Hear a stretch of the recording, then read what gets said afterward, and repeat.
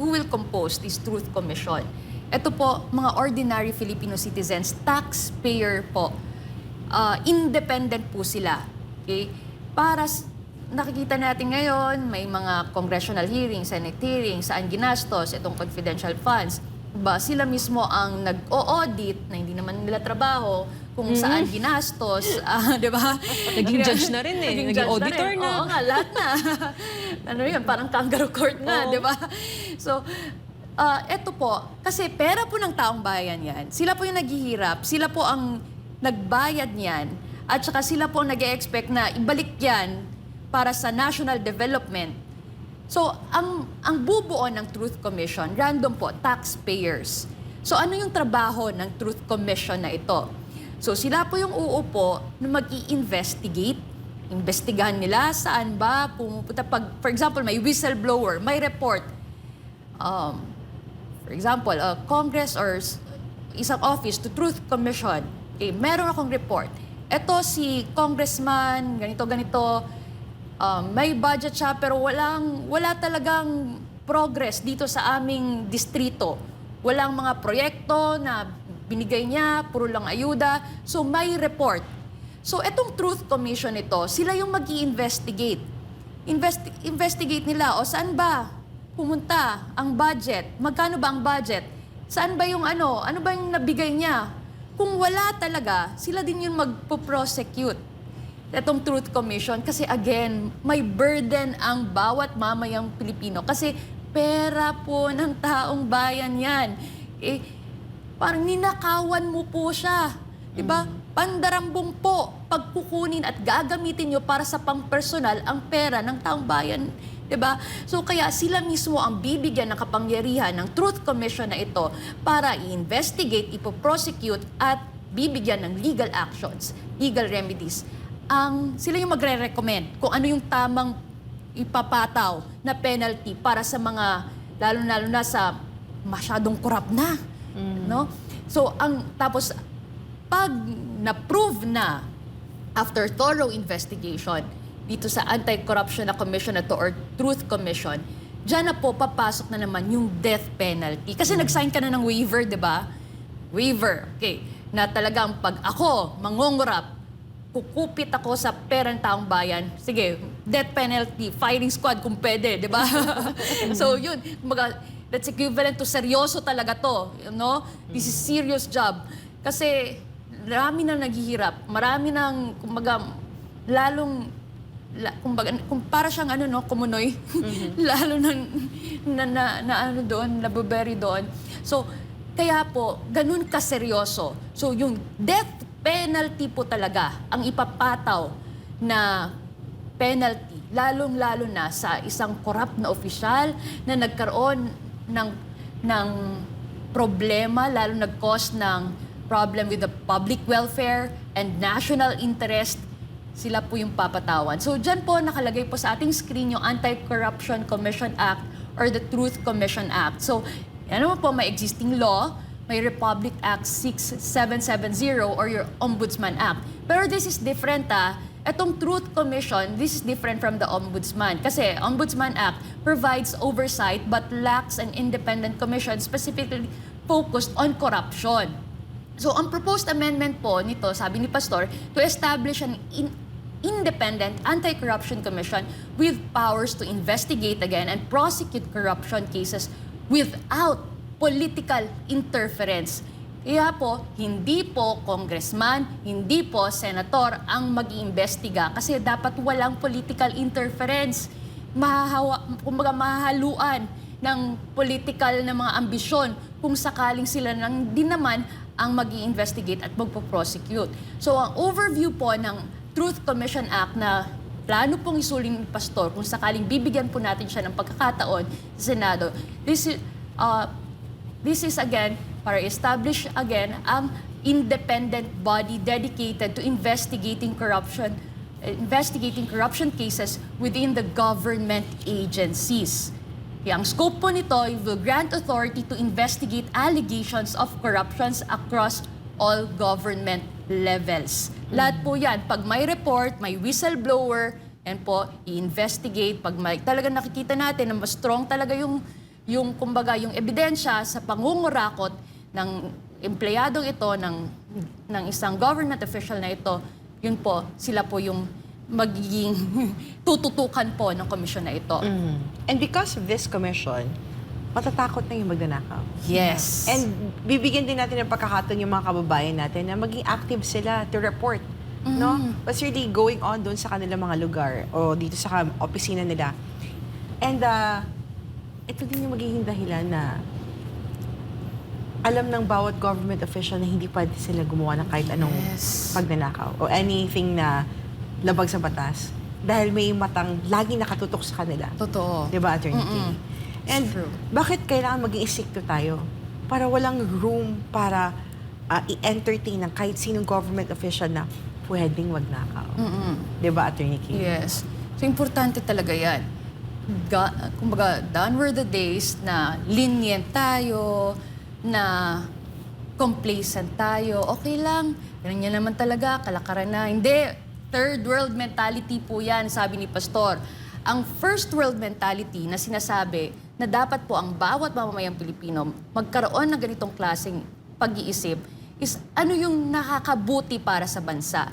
Ano yung pinaka-best po. Ano yung para talaga ma-achieve, again, yung peace, prosperous, stable that we all deserve. Not just few Filipino are enjoying, but all Filipinos deserve po. So, yun po ang magiging, kumbaga, ang gusto din na paradigm shift ni Pastor. Posible ba? Again, may Exhibit A po si Pastor. Ang Kingdom of Jesus Christ. Majority, alam po yan ng lahat, majority po ng members ng Kingdom of Jesus Christ galing po sa kahirapan. Class C, D, E po yan. Pero bakit napalago ni Pastor ang Kingdom of Jesus Christ na galing sa walang-wala? Na napaka-poor po talaga with only 15 members. Wala pong backup yan from international missionaries. Independent po. Yun po ang maganda pag hindi ka hawak ng kahit sino man. Wala kang, kumbaga, hindi ka slave. Instead, independent ka. Kasi, at saka self-reliant ka. Yes. Makakatayo ka sa iyong sariling paa. So, ganun po ang nagawa ni Pastor. Galing po sa mahirap. May third world mentality din nang galing.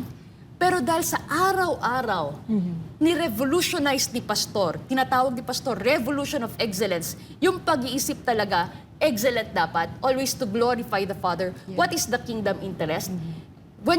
The moment you wake up, ano ba ang maganda?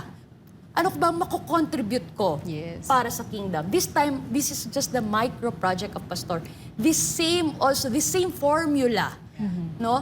Ang gagamitin ni Pastor, lalo na when he will rule, this is just the same Filipinos Galing sa third world, also galing sa poverty, pero na-revolutionize ni Pastor. Tingnan mo ngayon ang kingdom, di ba? Hindi lang siya national, worldwide po yan.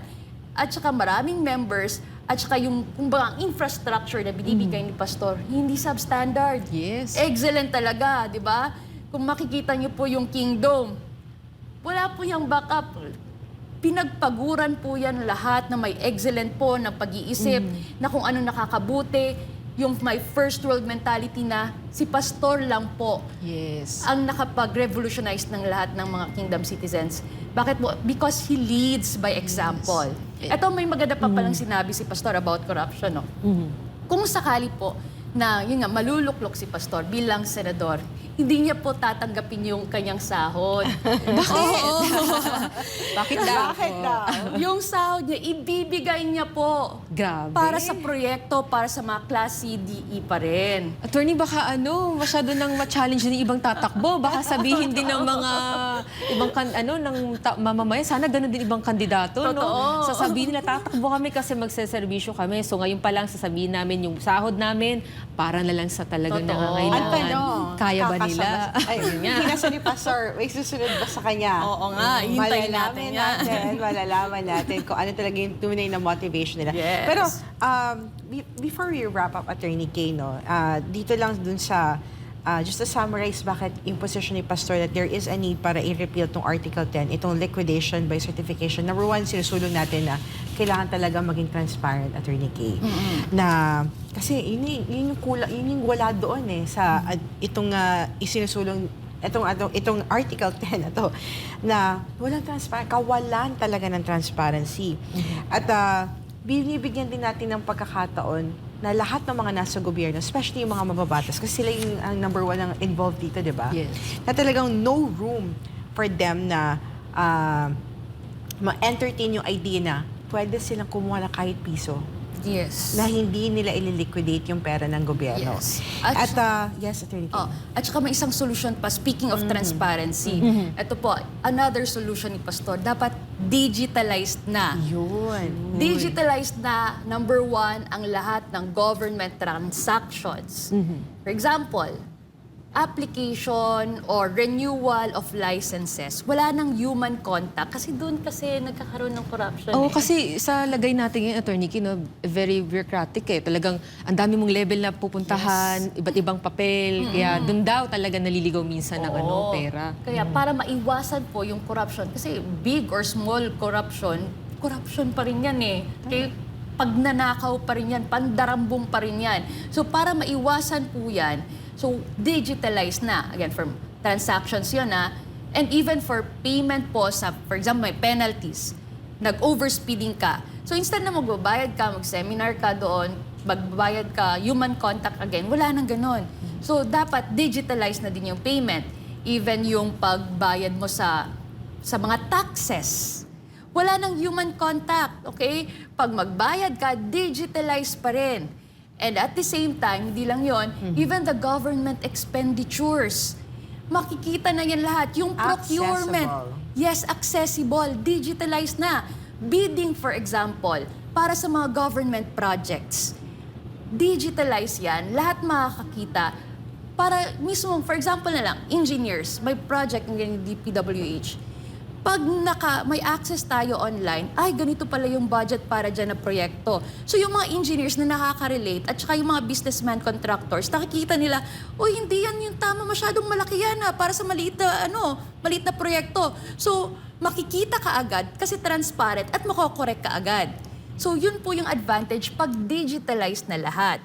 So yun po ang way din na nakikita ng Pastor. Kasi sabi ni Pastor, parang tayo na lang ang hindi digitalized. Exactly. Yeah. Kaya- Pero alam mo, Attorney Kay, balikan natin yung ginawa ng US Congress, na very accessible and transparent. And, Yes. naka-breakdown. Yes. Kasi sabi ni Pastor, dapat mini-breakdown, hindi generic. Totoo. Naka-post nga, pero generic yung mga dapat i-breakdown talaga kung paano ginastos. Yes.